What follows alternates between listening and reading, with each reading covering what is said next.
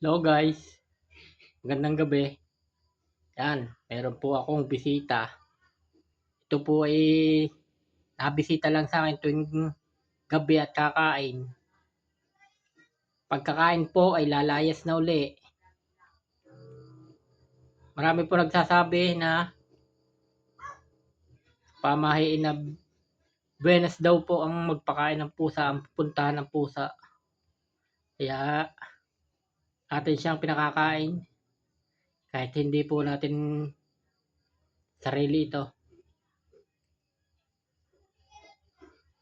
Yan.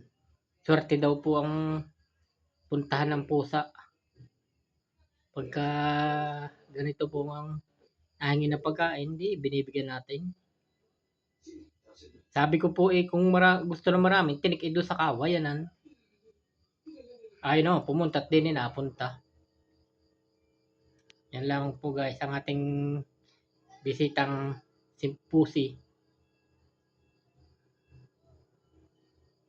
Dari po inyong galawit mas siya pa matapang. Siya nang pakainin siya pang matapang.